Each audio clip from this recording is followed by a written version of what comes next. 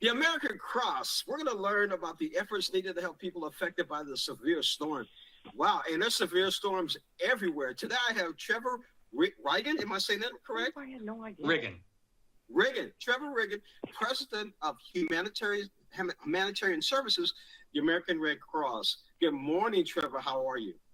Good morning. Thanks so much for having me on. Well, thank you so much for joining us. So, how are things going now? What is the Red Cross doing across the country, especially during the severe weather? We've got thunderstorms, we got lightning. Man, do we have tornadoes? Absolutely. It has been a devastating start to the disaster season this year.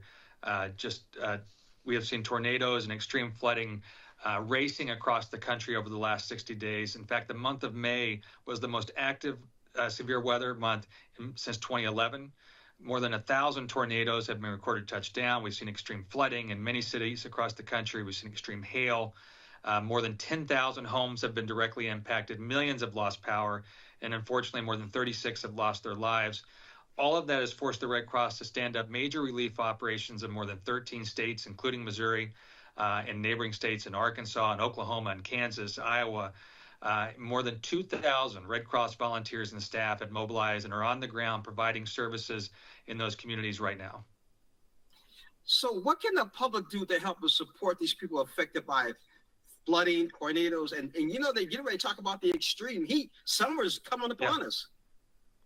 No, you're exactly right. The extreme heat is a huge threat right now. We're already starting to see heat dome effects in places like Texas, as triple-digit temperatures are already starting to rise here this early in June, which is extremely dangerous. We need your help. We need your help to stay ready for these disasters. We need your help to continue responding to these disasters. If you can make a financial donation, I would urge you to go to redcross.org or call 1-800-RED-CROSS to make a financial donation. We also need volunteers. As we head into what looks to be one of the busiest hurricane seasons in recent history, we need more volunteers both serving at home in communities every day, but also willing to deploy to communities all across the country. And lastly, these severe weather emergencies disrupt blood collection sites and blood drives all across the country. And so if you can, I'd urge you to go to redcross.org or call 1-800-RED-CROSS, schedule that blood drive. It could save up to 3 lives. Besides supporting, whether it's financially or physically supporting, are there other ways the public can support the American Red Cross? Absolutely. One is protect yourself. Make sure your family is safe. And one way to do that is to be weather alert.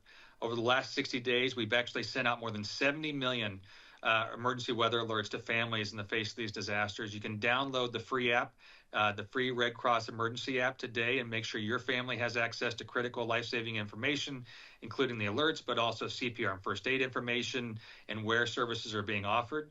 We'd also encourage people to really listen to authorities when they say to shelter in place, when they ask you to stay out the roads. Heed that warning.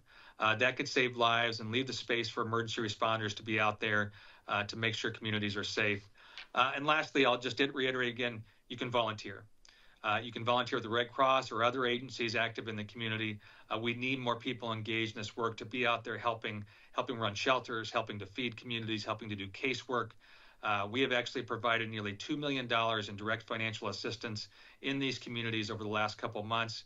We need volunteers to help us do that. We need people on the ground meeting face-to-face with families. That's so critical. Trevor, it's just unbelievable what's been happening with the weather. Of course, there's no climate change. Right. We believe that. Yeah, right. Sure, there's no climate change. But I'm sure the American Red Cross is saying, hey, something's going on out there, definitely. We are most definitely seeing a change. There is an increased pace and intensity.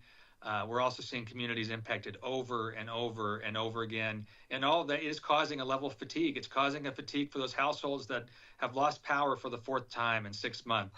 For the households who have to evacuate and they don't have the money to stay in a hotel or to miss work for several days.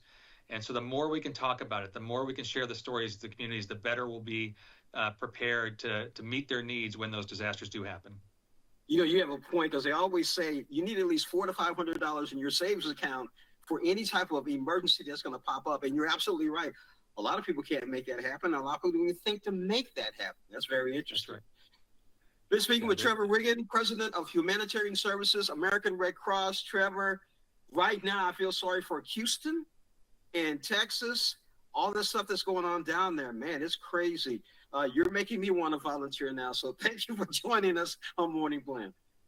We would love to have you. Just go to redcross.org and we'll get you signed up. Sounds good. Thanks, Trevor. Thank you very much.